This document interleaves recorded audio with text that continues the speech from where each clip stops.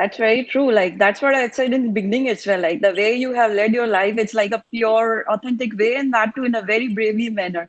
So that's the name of our show as well, being bravely authentic, and Thank you. that really justifies your character in whole. Thank you so much. So if we talk about, the second point or the second important thing which actually leads people to a situation which is called a dark situation or a dark phase in the life is about the relations.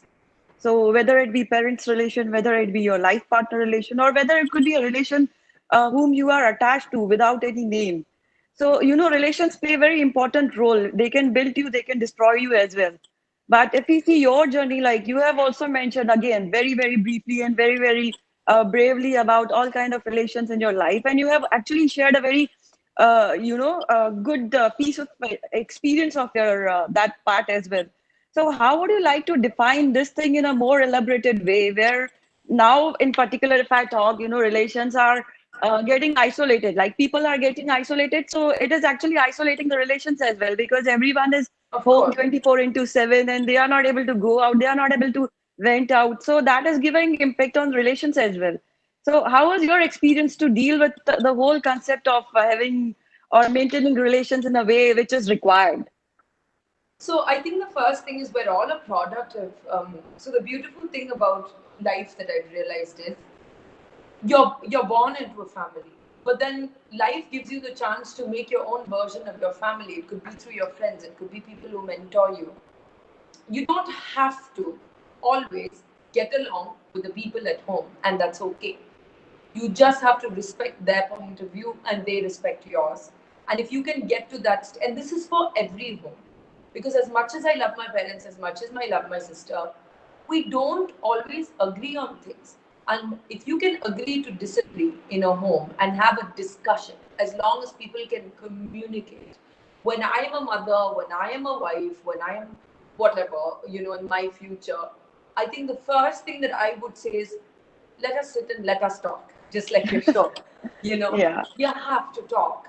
And I feel that there are lots of pressures put on the ideal daughter, the perfect son, the perfect dad, the perfect mom.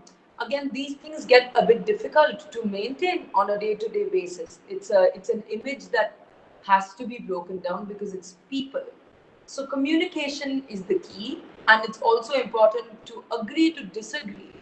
Don't get flustered. I think for me, I used to get flustered of like, but why aren't we agreeing? Like, why aren't we getting along? Why aren't we like हम एक दूसरे के अंदर क्यों नहीं घुस रहे? Like we are family. Like you learn as you grow older, you develop your own personality. I've learned that it's okay. You can love someone and disagree with them and respect their opinion. That's the first step, I think, in maintaining relationships. Of course, there are some core values. If you cannot tolerate, then it's always going to have friction.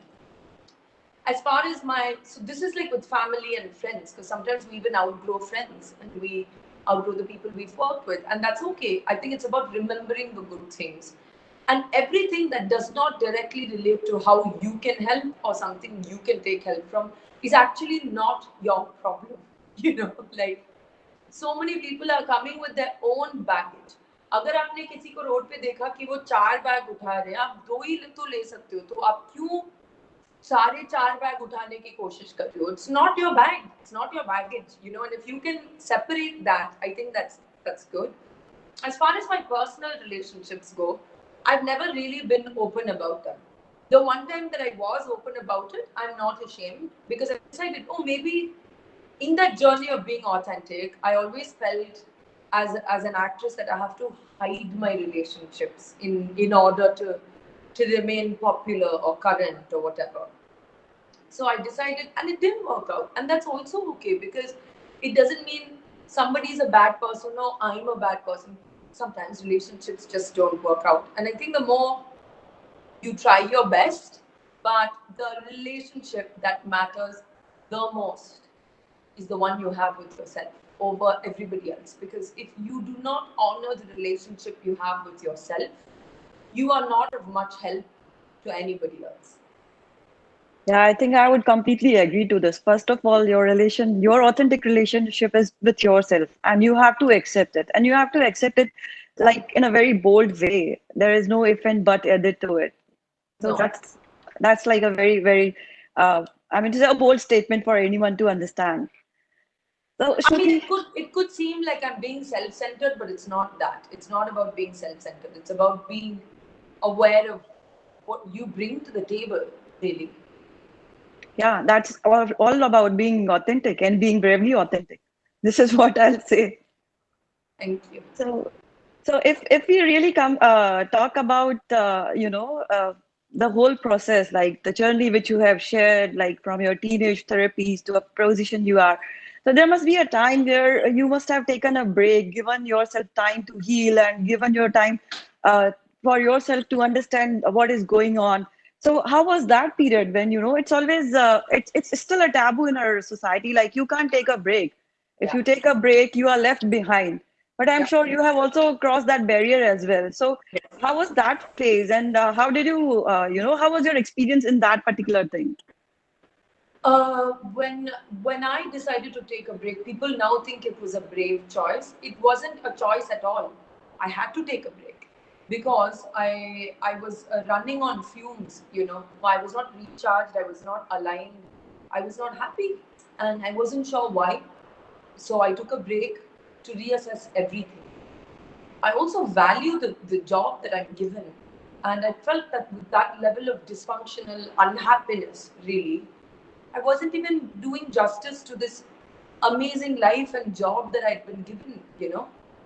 And taking a break, when I decided to take the break, people didn't understand. But it's kind of like being in a trauma or having an accident. You don't remember the details of it really when it's happening. And this taking a break was sort of like that for me. When I took the break and I started just like, and I decided to go spend some time in London, which is a new city, no judgments, no people saying, but you can work if you're here now. I just kind of went away. And I think my break was for 3 months, where I did absolutely nothing but work on healing myself. Just 3 to 4 months. And then it took me about a year till I came back to signing films and doing these and entering the race, so to speak, again. But those 3 months, 4 months were the best months of my life because it changed everything for me, as well as the fact that I stopped judging myself based on other people's expectations and I kept quiet and heard myself out.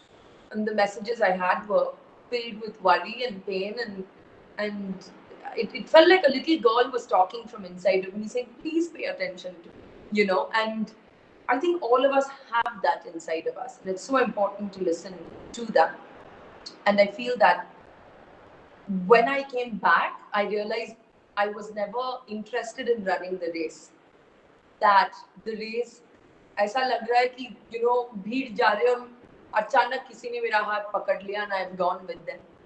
But I now understand the value of walking at my own pace.